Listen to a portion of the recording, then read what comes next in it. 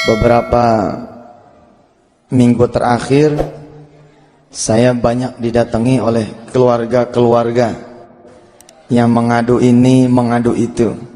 Coba dah kita bahas bagaimana sih caranya menjadi keluarga yang sakinah, mawaddah, warahmah. Barangkali ibu bapak ada yang mengenal keluarga saya, boleh ditanya dah sama istri saya. Selama 7 tahun saya menikah kurang lebih dengan istri saya, barangkali tidak ada satu hari pun saya yang berantem sama istri saya. Kadang-kadang saya ngomong sama istri gitu, mah ribut yuk gitu. Belum pernah ribut nih. Kadang-kadang kalau ngeliat orang lain kan ada yang rumah tangganya tiada hari tanpa ribut, tiada hari tanpa mengeluh, tiada hari tanpa teriak susah. Apakah Ustadz keluarga tidak susah? Ya ampun ibu, kalau tahu mah gitu. Cuma kadang-kadang nih mulut menyampaikan keluhannya kemana? Menyampaikan keluhannya ke Allah. Istri saya walaupun usianya jauh dari saya ya, tahun 99 kami menikah, tapi kesabaran istri saya subhanallah.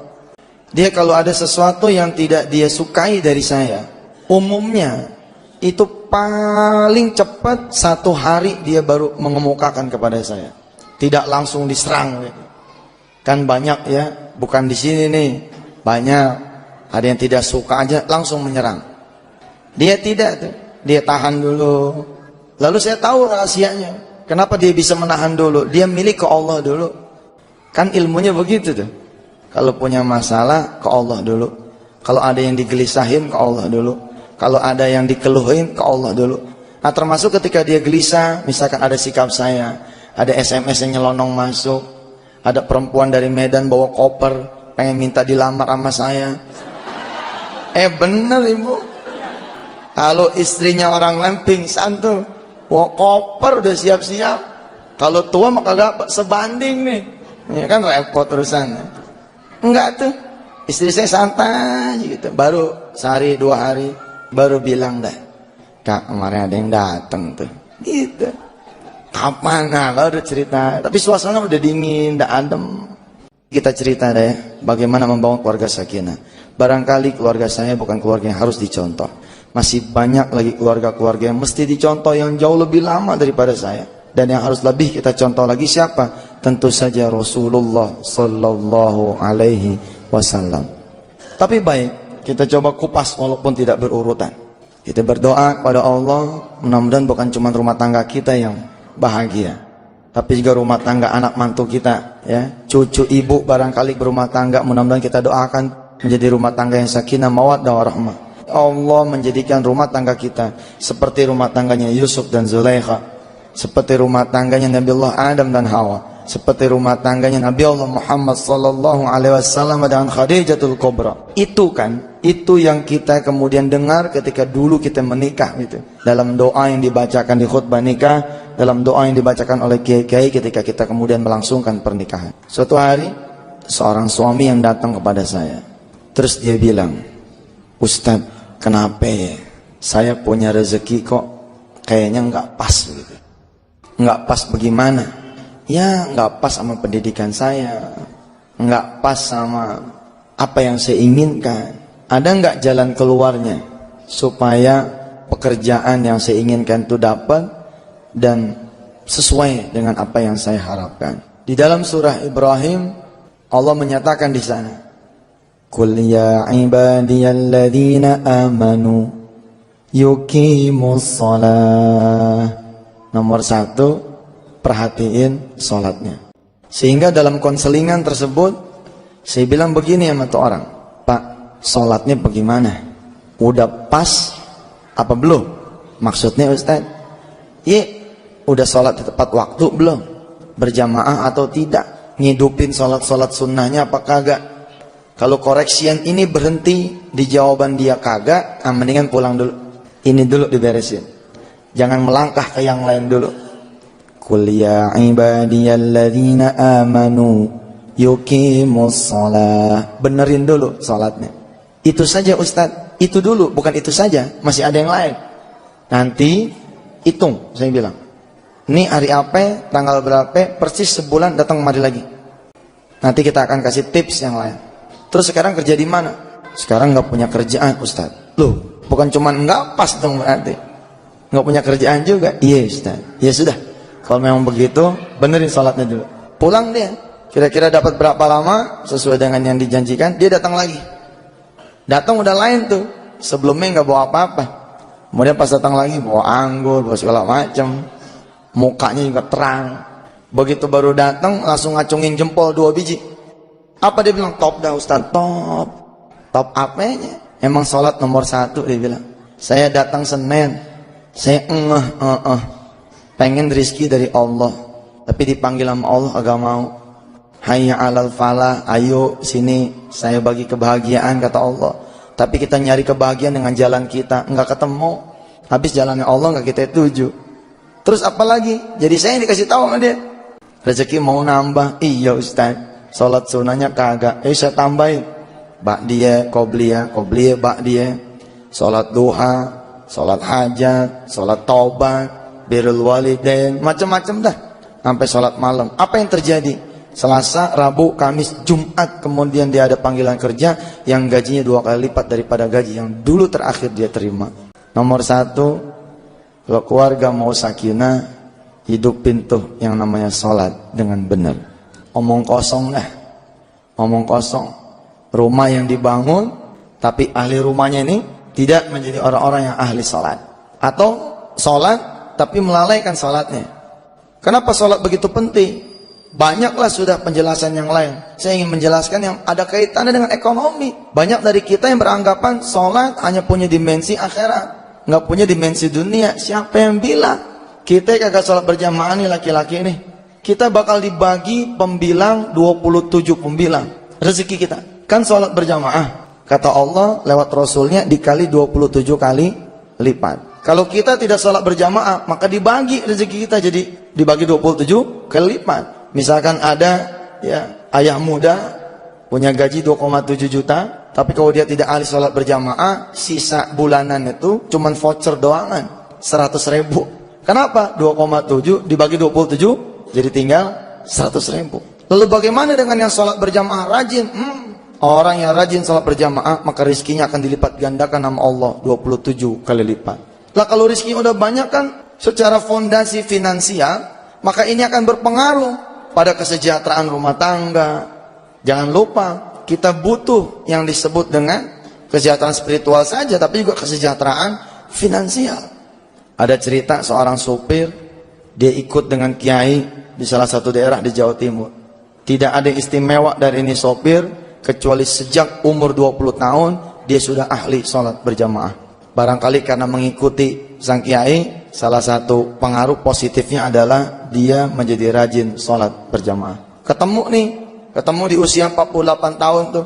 Dia cerita bahwa udah dari umur 20 lah dia jaga sholat berjamaah. Jadi dia tuh orang yang khawatir kalau udah mau masuk waktu belum di sejadah gitu. Beda sama kita. Kita nggak ada khawatir yang barangkali gitu. Dia orang yang khawatir. 3 tahun berselang gak ketemu, usianya menjelang 52 begitu. Suatu saat saya ketemu dengan anaknya tuh kiai. Jadi di usia 48 kurang lebih lah, sang kiai meninggal. Kemudian pada saat meninggal ada seorang juragan besi datang melamar anak dari si sopir ini. Tapi kemudian si sopir merasa karena tidak seimbang, dunianya nggak seimbang, dia menolak. Dia bilang nggak usah lah, bapak orang kaya, saya orang susah. Tetap itu ngotot tuh si juragan besi, minta anak perempuan si sopir yang ditanggung biayanya oleh sang kiai diambil sama dia sebagai mantu. Sehingga akhirnya keluar statement begini, ya sudah, tunggulah nanti barang 2 tahun lagi kalau emang anak saya sudah selesai kuliah gitu. Nah kemudian selesai kuliah ditagih lagi tuh janji. Kalimatnya kira-kira begini, Pak, dari mana jalannya saya mahabbah sama kiai kalau bukan saya mengangkat anak bapak menjadi mantu saya. Sebabkan anak bapak dirawat dari kecil sama tuh kiai. Memang kalau di Jawa begitu ya, kita mahabbah sama cucu kiai udah kayak ke kiai mahabbahnya. Kita mahabbah ke sopirnya kiai udah kayak ke kiai ke mahabbahnya. Kita mahabbah kepada anak pungutnya kiai udah seperti mahabbah ke kiai. Kita mahabbah ke muridnya kiai juga seperti mahabbah ke kiai. Nggak apa-apa nih, bagus. Sebagai mahabbah kepada guru begitu. 3 tahun setelah pertemuan dengan saya ketemu tuh dengan anaknya Pak Kiai yang menjadi anggota dewan. Terus dia bilang begini sama saya, "Mas, masih kenal nggak masih Anu?" Gitu. "Iya, kenapa? Itu supir ente kan?" "Wah, sekarang udah jadi orang kaya." Jadi orang kaya bagaimana? Subhanallah. Ketika jadi besan, beliau dibangunkan rumah, kemudian disewakan sawah buat ladang kehidupan. Kemudian dipergiin haji, total pemberian dari keluarga nih besan, di jumlah-jumlah begitu, kira-kira hampir 1,5 miliar rupiah. Ketika itu terngiang, ketika saya ngasih wirid ke dia, kan di waktu itu minta wiridan. Saya minta wiridan dong biar hidup berubah gitu. Saya waktu itu lagi demen-demennya ngebaca ayat yang Qulillahumma malikal mulk, itu aja saya baca. Qulillahumma malikal mulki tu'til mulka man tasha'u wa tanzi'ul mulka mimman tasha' wa tu'izzu man tasha'u wa tudhillu man tasha' biyadikal khairu innaka ala kulli syai'in qadir tulijul laila fin nahari wa tulijun nahara fil laili wa tukhrijul hayya minal mayyiti wa tukhrijul mayyita minal hayyi wa tarzuqu man tasha'u bighairi hisab. Kenapa saya ngewiridin itu? Karena saya sadar tahun 99 kagak ada nama kita, kagak ada nama, bau nama kita, habis diomongin orang. Lah yang bisa mengangkat nama kita siapa? Allah. Yang bisa memuliakan orang yang hina, yang bisa ngangkat orang yang jatuh, yang bisa bikin kaya orang yang miskin, yang bisa bikin orang susah jadi senang Allah. Jadi saya baca itu aja. Selain saya berharap fadilah dari baca Quran, saya juga berharap ada satu keyakinan di diri saya yang tumbuh bahwa insya Allah kalau Allah menghendaki kamu akan jadi, kamu mulia. Kira-kira tahun itu begitu saya baca. Tulijul laila fin nahari wa tulijun nahara fil laili. Saya yang terpenjara saat itu dengan masalah demi masalah, menganggap bahwa hidup sudah tidak akan lagi bisa berubah, memompa hati saya. Alah, tulijul laila fin nahar wa tulijun nahar fil lail. Masa Allah yang bisa mengubah siang jadi malam, malam jadi siang, nggak bisa mengubah hidup saya? Begitu. Wa tukhrijul hayya minal mayyiti wa tukhrijul mayyita minal hayyi. Ngidupin orang yang mati aja bisa, apalagi ngidupin hati saya yang masih belum mati. Insyaallah lah gitu. Wa tarzuqu man tasha'u bighairi hisab. Allah kalau udah mau ngasih rezeki mah dari mana aja jalannya. Tapi terngiang sama saya saat itu, si sopir ini bilang begini, "Kalau wirid mah kali saya orangnya kurang anu nih," dia bilang. "Kalau ngejaga sholat berjamaah aja udah cukup Ustaz." Wah, saya bilang tuh lebih hebat daripada wirid dan saya. Ya udah itu aja Pak, ya itu aja kali ya gitu. Terus saya mencoba balik ke belakang. Ketika anaknya Pak Kiai ini almarhum cerita kepada saya bahwa engkau hidupnya berubah, saya bilang nih sama beliau, "Oh, bisa jadi engkau berubah." Dahsyat begini karena Allah rupanya sudah memberi itu tabungan dia sekian puluh tahun. Sekarang kalau orang ahli berjamaah, itu yang namanya rezeki kan dikali 27 kali lipat. Si sopir kerja sama sang kiai, enggak ada gajinya ibu, kecuali bahwa hidup sehari-harinya si sopir menjadi tanggung jawabnya sang kiai. Kiai makan, sopir makan, kira-kira begitu. Kiai makan daging, sopir makan daging. Kiai makan ikan, sopir makan ikan. Kiai puasa, keluarga sopir puasa. Anak-anaknya sopir menjadi juga anak-anak kiai. Jadi nggak ada gajinya. Tapi kalau kita kurskan ke rupiah, kira-kira sebenarnya ada gajinya nih. Berapa? 1 juta gitu kan? Kan kalau buat makan sekolah mah 1 juta cukup tuh. Yang penting nggak ada utang, ya kan? Nggak ada macam-macam, cukup. Ternyata sama Allah si sopir ini digajinya 27 juta. Kok begitu Ustaz? Iya dong. 1 juta tadi tuh sebenarnya dikali 27 kali lipat. Cuman yang 26 juta disimpan. Kapan dikasihnya? Nanti kalau dia udah pantas, dia udah butuh, dia udah perlu. Rupanya udah pantas tuh. Sekarang kita kaliin. Ada 26 juta yang belum dibayar, ya kan? Ada 26 juta yang belum dibayar. Kali 12 bulan, kali kurang lebih 32 tahun. Hasilnya segitu tuh kurang lebih. Sholat diperhatikan. Kalau mau seorang ayah, kalau mau secara finansial meningkat, perhatikan sholatnya.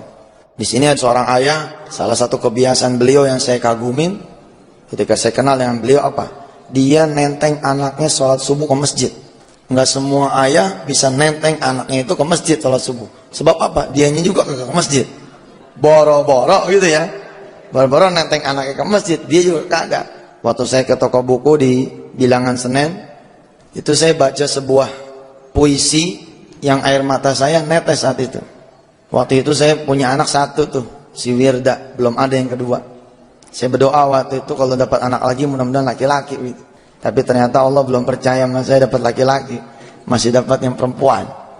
Jadi masih yang paling ganteng di rumah, masih jadi yang paling ganteng.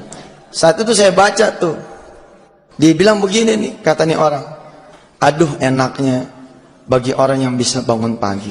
Aduh betapa bahagianya orang-orang yang bisa melihat fajar. Betapa bahagianya orang-orang yang bisa melangkah sholat subuh, masjid, menghirup udara segar, merasakan desiran angin, merasakan segarnya udara pagi. Betapa indahnya kubayangkan, begitu dia bilang.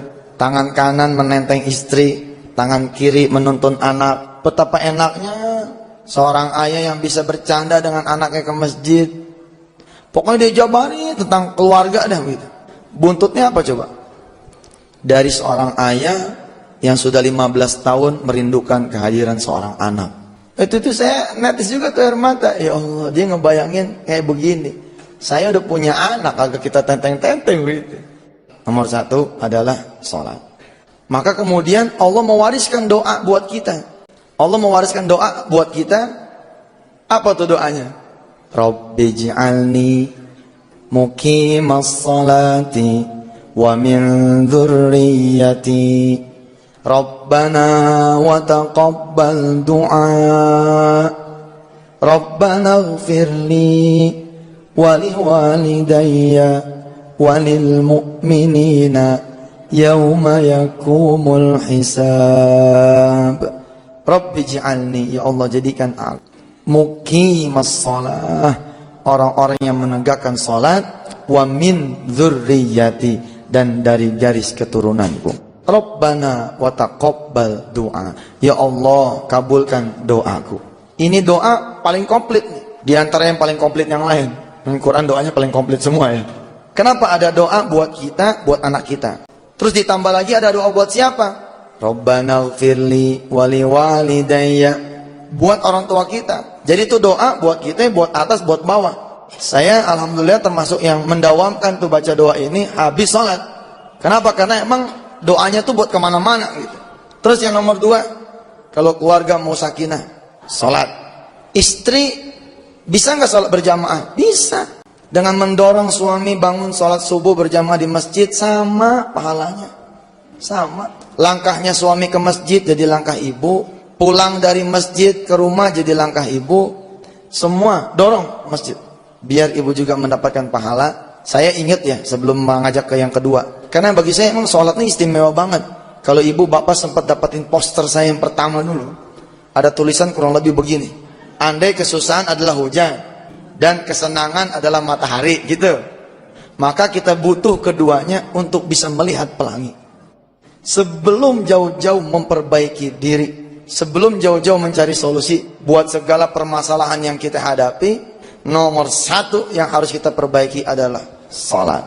Ini ucapan siapa coba? Ucapan istri saya. Saya mah kagum bener dah sama istri saya, bener. Saya pusing banget, pusing, tagihan banyak, rezeki dirasa seret begitu. Asar nih, asar, dia ngomong sama saya, Kak, kakak ingat gak?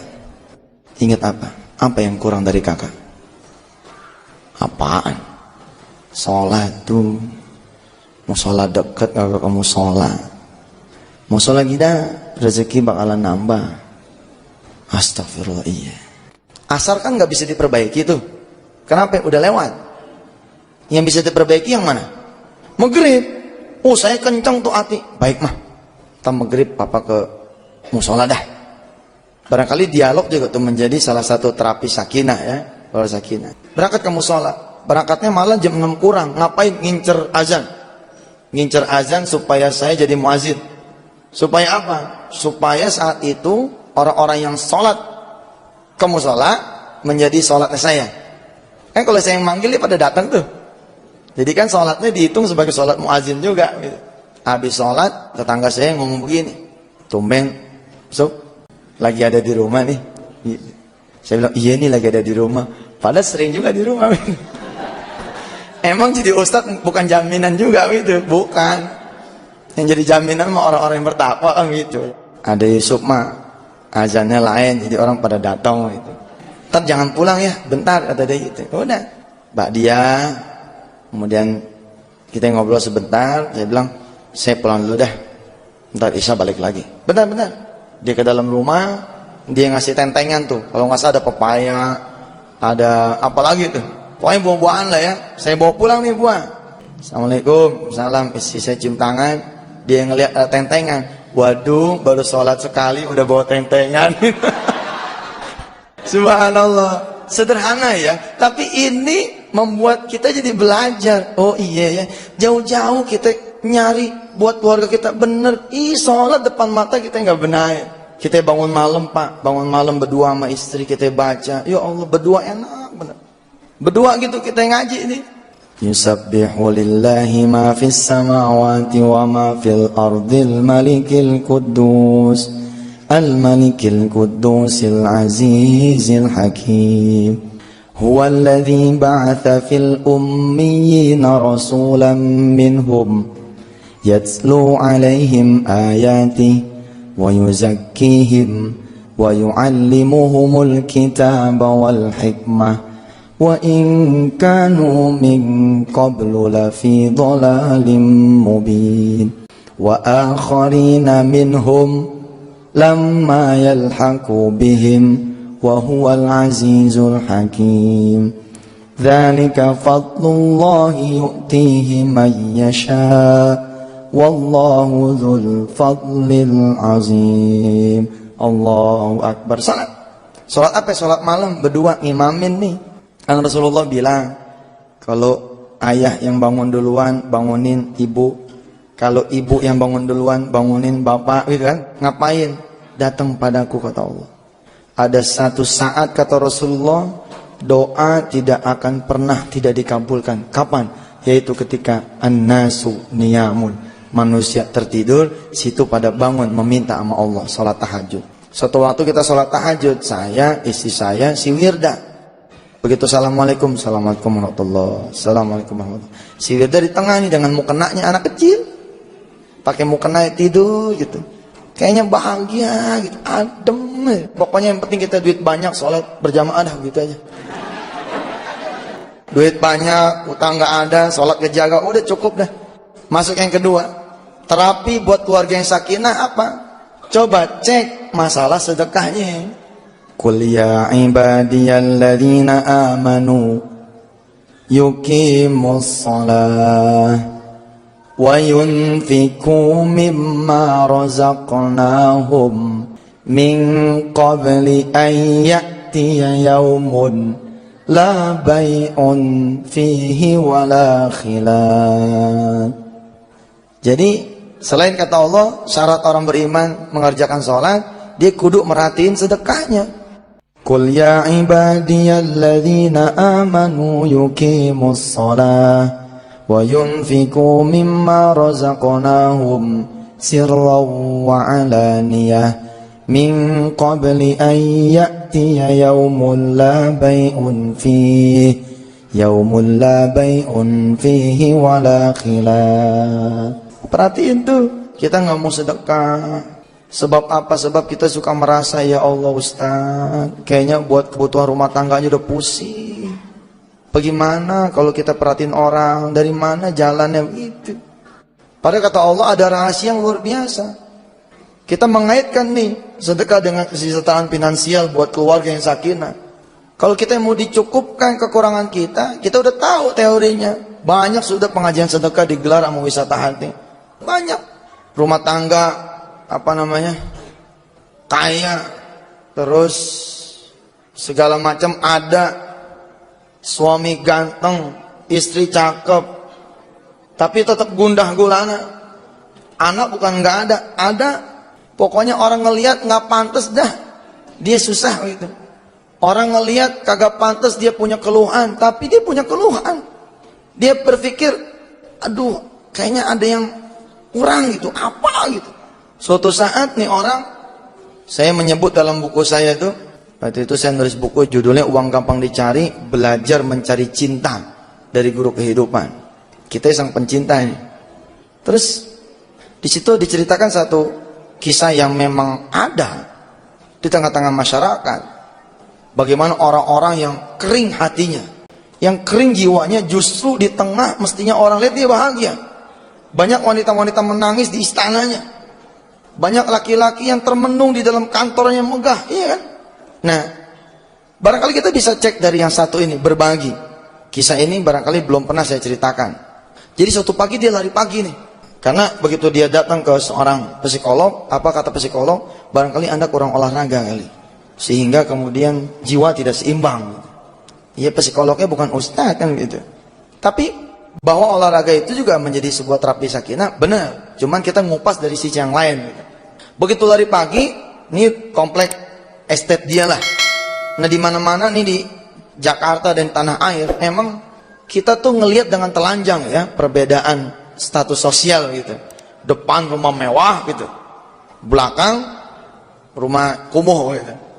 Dilihat udah nggak ada enaknya apa, RSSSSS itu. Apa tuh singkatannya? Rumah sangat-sangat sempit sehingga susah sekali selonjor. Iya. Jadi ketemunya WC lagi. Subhanallah. Nih, begitu dia lari pagi muter, dia ngeliat ada seorang ibu nangis. Bingung dia, ada orang subuh-subuh begini nangis. Jalan lagi dia, lari. 2 putaran masih ngeliat nih ibu. 4 putaran agak tahan dia. Kagak tahan dia nanya, "Ibu, kenapa nangis? Gelap-gelap begini nangis." Si ibu dongakin kepalanya ngelihat nih orang, dia jawab, "Saya habis dipecat." Bingung dia. Habis dipecat subuh-subuh begini siapa yang mecat? Dia duduk juga tuh, duduk dengan anduknya, duduk dengan pakaian trainingnya. Di samping nih ibu, sesuatu yang belum pernah barangkali dia lakukan. Lah kalau kita emang temannya orang miskin melulu, begal sama dia. Lah kalau dia pada orang kaya, belum tentu gitu. Maaf ya, banyak lah sekarang orang kaya yang soleh, banyak. Tapi saya mengingatkan, barangkali kita berbagi kurang, sehingga pemenuhan hati baru sebelah. Lihat komposisinya, "Qul ya ibadiyalladzina amanu yuqimus shalah wa yunfiqu mimma razaqnahum." Kalau salat doang, ke Allah doang, sebelah kita. Sebelah yang penuh, sebelah lagi belum. Maka kalau mau komplit, sedekah, sholat, sedekah, sholat, sedekah, sholat, sholat, sedekah, sholat, sedekah, sholat, sedekah, begitu, komplitin. Dia duduk sama si ibu yang miskin nih, terus dia ngomong, "Kok pagi-pagi dipecat, emang ibu kerja apa?" Terus dia bilang, "Saya buruh cuci, Pak." "Loh kok Anda buruh cuci pagi-pagi dipecat? Bagaimana ceritanya sih?" "Pak, saya udah 4 hari nggak masuk. Habis bagaimana, anak meriang, suami juga sakit. Saya bingung, mau jalan juga bingung, ninggalin mereka berdua. Apa ya tega saya nyuci, sementara mereka berdua susah, butuh saya. Namanya simpenan lagi ada Pak, saya mencoba tidak kerja dulu dah gitu." Oh, rupanya dia buruh cuci harian. Lah terus, pagi-pagi Pak sebelum subuh emang saya biasa datang.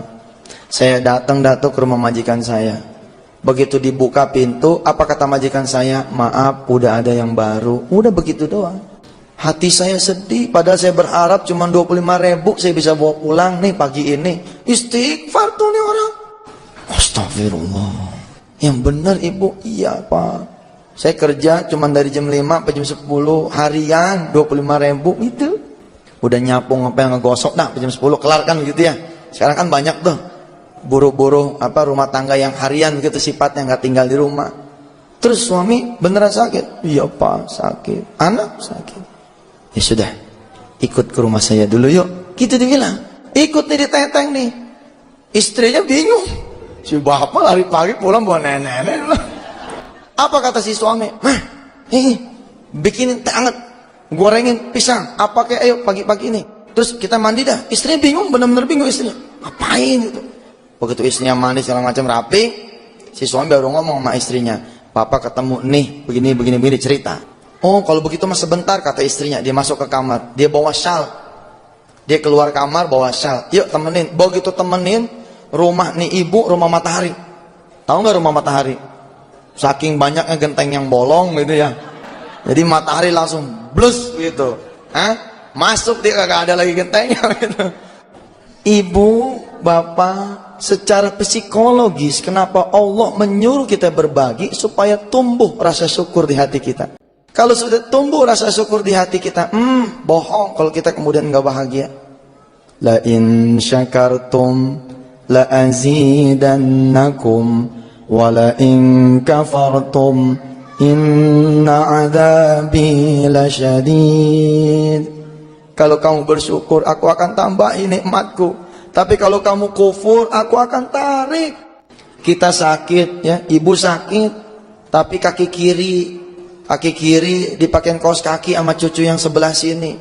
Kaki kanan dipakein kaos kaki sama cucu yang belah mari. Apa enggak bahagia hati kita? Bahagia.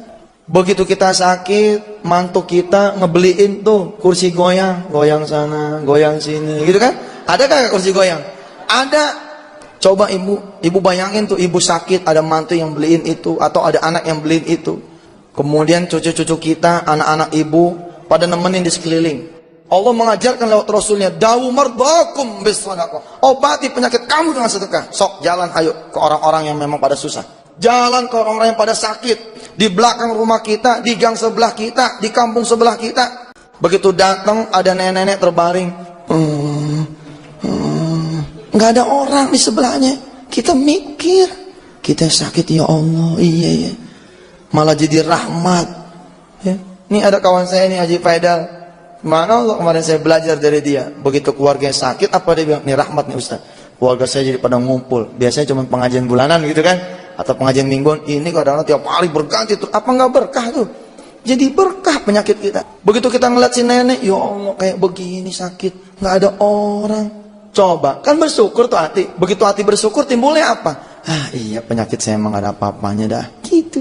Kita jalan lagi ketika kita sedih. Jalan kemana? Ke rumah sakit. Masuk ke ruang ICU. Tanya orang-orang yang udah bakalan dipotong itu kakinya. Kita liatin tuh, bayangin. Kita punya utang 200 juta. Kita masuk ke dia, kita bisikin. Tuker yuk. Saya aja yang dipotong kakinya. Tapi situ jadi saya ya. Utang 200 juta. Saya rasa mau dia. Bener. Mau. Buat apa? Kalau nggak punya kaki, maaf ya, maaf buat orang-orang yang memang tidak punya kaki.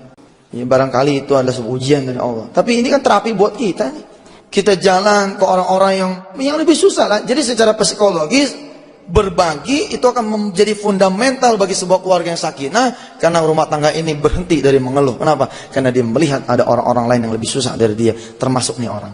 Begitu dia masuk ke rumah si ibu tadi, dia ngelihat bapaknya lagi dikompres pakai anduk. Anak kedua sebelah lagi. Apa dia bilang? Udah, mulai sejak ini ibu nanti kerja sama saya. Tapi nggak usah sekarang. Sembuhin aja dulu semua yang ada di sini nih. Berhari-hari sampai beberapa minggu begitu, ini orang mendapatkan kesegaran baru. The new look, ada penglihatan yang baru, fresh. Ternyata apa dia bilang? Benar. Berbagi akan memenuhi hati kita begitu menjadi penuh. Kita ya Pak jajal dah. Bawa makanan, ayam goreng gitu ya, yang dibumbuin, terus bawa tempe apa segala macam. Cari rumah tangga yang udah nggak ketemu makanan. Percaya nggak omongan saya? Nih, begitu kita kasih makanan sama dia, keluarga itu kan tersenyum merekah tuh. Ada yang bawain makanan, siapa yang bahagia duluan coba? Sebenarnya yang bahagia duluan kita ngelihat dia pada ketawa tuh. Ya Allah, mana? Nomor 2. Selain sholat adalah sedekah. Kemudian yang ketiga, kata Allah, kalau kita punya keluarga nih, kita punya diri, kita punya hidup, mau senang, mau bahagia, jangan kebanyakan ngelihat bintang di langit, paham? Capek, sekali-sekali ngelihat kerikil, ngelihat pasir. Apa tuh maksudnya? Jangan kebanyakan ngelihat pakaian orang. Jangan kebanyakan ngelihat ekonomi orang yang lebih di atas. Jangan kebanyakan ngelihat karir orang yang lebih bagus. Jangan kebanyakan ngelihat proyek orang yang lebih banyak. Jangan melihat gaji orang yang lebih tinggi daripada kita. Lihatlah orang yang di bawah dari kita. Itu yang akan lebih menenteramkan hati. Toha ayat 131 kalau tidak salah. Apa di sana dinyatakan? wala tamuddanna ainaika ila ma matta'na bihi azwajan minhum zahratal hayatid dunya linaftinahum fi. Wala tamuddanna ainaika, jangan panjangin angan-angan Anda, jangan panjangin mata Anda. Kemana? Ila ma matta'na bihi azwajan minhum zahratal hayatid dunya, kepada orang-orang yang lebih banyak bunga dunianya. Saya nulis buku lumayan banyak lah. Di salah satu tulisan saya ada tulisan yang menarik yang mengajarkan kepada kita, banyak-banyaklah melihat kelebihan kita, jangan kekurangan kita, dan sedikitkan hati kita untuk melihat orang lain yang lebih di atas. Ada dua sahabat perempuan ketemu di pasar. Ibu, bapak, sahabat lama nih, teman SMP SMA, lama gak ketemu. Begitu lama gak ketemu, ketemu di pasar kan seneng tuh, bahagia ya. Pelokan berdua saling bertanya. Sambil jalan di pasar, salah satu topik pertanyaannya masalah rumah. Di mana tinggal sekarang, di mana suaminya sekarang. Yang satu nih orang kaya nih, yang satu dari dulu orang pas-pasan. Si orang yang pas-pasan bilang, rumah saya deket di sini. Kata orang yang kaya nih, kita jodoh lagi nih, jadi sahabat lagi nih, udah lama gak ketemu. Sebab saya juga di sini juga tinggalnya, belum lama dan belum ditempatin rumahnya gitu. Kata yang kaya, boleh dong ajak saya kenalan sama suami kamu, kenalan sama anak-anak kamu. Kamu anaknya berapa? 2. Begitu nyebut anaknya 2, si perempuan yang kaya ini nunduk begini. Dilihat dong yang miskin. Tapi untuk mengalihkan pembicaraan supaya jangan ngomong masalah anak, yang kaya nanya lagi, anak-anak kamu sehat? Sehat alhamdulillah. Yuk saya pengen lihat ponakan yuk. Gitu kata yang perempuan kaya. Jalan tuh ceritanya. Yang keluarga miskin ini, keluarga pas-pasan dari dulu emang udah sombong orangnya, nggak pengen ketahuan kalah gitu. Pokoknya pengennya menang mulu. Dia mikir sepanjang di jalan, rumah mana yang bisa gue tunjuk ya gitu. Iya, nggak pengen diketahui begitu. Sebenarnya kalau tidak pengen diketahui kefakiran bagus, tapi kalau buat sombong aja, udah mah miskin sombong mah tuh dah. Ya kan kalau kaya sombong rada pantas begitu ya. Hah? Lah miskin sombong, aduh ya Allah. Allah seneng sama orang-orang yang miskin tawadhu, tapi Allah lebih seneng sama orang-orang yang kaya yang juga tawadhu. Allah seneng sama orang-orang kaya yang sedekah, tapi Allah lebih senang sama orang-orang yang miskin yang mau sedekah. Nah, dia nyari di rumah, celangak-celingak, ada nih rumah digembok. Ada rumah digembok. Apa kata si perempuan yang pas-pasan nih? Apa kata dia? Ini seharusnya ada pembantu saya di dalam. Suami saya lagi keluar, anak saya juga lagi keluar sama suami saya. Ini rumah yang jaga pembantu. Tapi kemana ya? Kok rumah pakai digembok gitu? Yang kaya tertegun. Si orang yang kaya ini, si perempuan kaya ini tertegun melihat kelakuan nih sahabatnya. Apa dia bilang?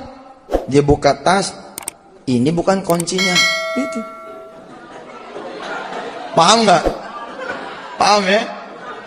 Ini bukan kuncinya lah. Maksudnya ijajal dulu, bukan di kuncinya itu. Aduh, dia bilang gitu, kamu kok nggak berubah dari dulu? Kalau kamu ngelihat saya, barangkali saya lebih beruntung dari kamu. Tapi enggak tuh, saya melihat kamu yang lebih beruntung. Kamu punya anak 2, saya belum. Saya punya rumah begini mewahnya, begini bagusnya, yang kamu aku sebagai rumah kamu, padahal ini rumah saya. Lah ini yang saya beli, dia bilang begitu.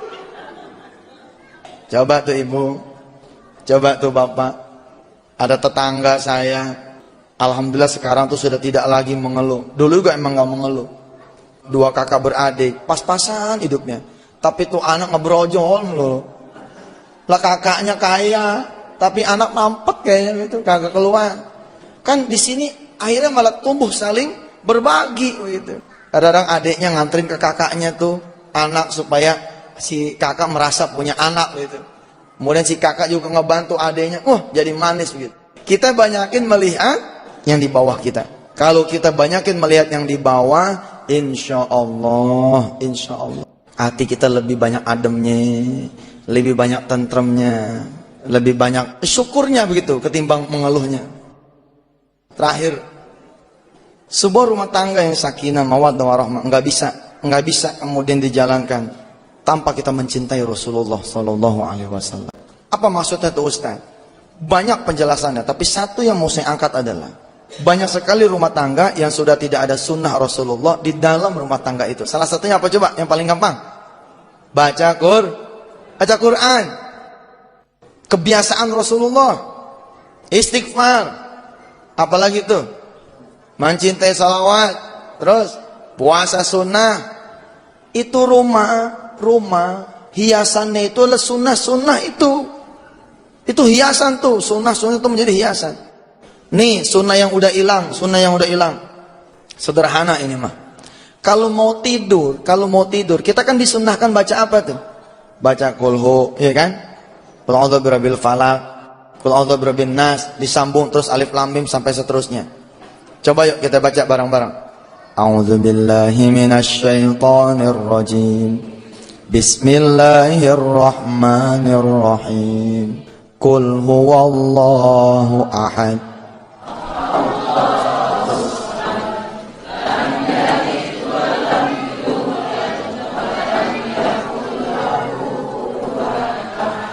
Bismillahirrahmanirrahim. Qul huwallahu ahad. Allahus samad. Lam yalid wa lam yulad wa lam yakul lahu kufuwan ahad. Bismillahirrahmanirrahim. Qul huwallahu ahad. Allahus samad. Lam yalid wa lam yulad wa lam yakul lahu kufuwan ahad. La ilaha illallah wallahu akbar. Bismillahirrahmanirrahim. Qul a'udzu birabbil falaq.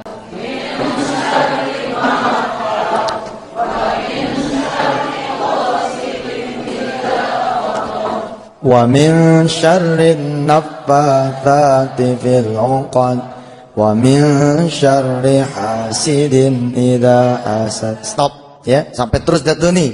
Nanti sampai Rabbana la tu'akhidna in nasina, terus sampai akhir ayat Al-Baqarah. Ini dibaca menjelang kita tidur, ambil air wudu supaya lengkap kita punya tidur. Kita enggak, ibu-ibu begitu mau tidur yang diambil apa? Bukan air wudu, masker bengkoang yang diambil. Begitu suami mau pulang mau nyium, idih gue nyium badut. Masker bengkoang boleh pakai kan buat nyenengin suami, tapi ambil wudhu dulu gitu ya. Jadi yang nomor 4 apa tadi? Menghidupkan sunnah-sunnah Rasul. Cari apa yang bisa kita hidupkan. Baik ibu bapak yang dirahmati Allah, ini dulu yang bisa saya beri. Terima kasih atas perhatiannya. Mudah-mudahan Allah menjadikan kita keluarga-keluarga yang sakinah, mawaddah warahmah. Billahi taufik wal hidayah. Wassalamualaikum warahmatullahi wabarakatuh.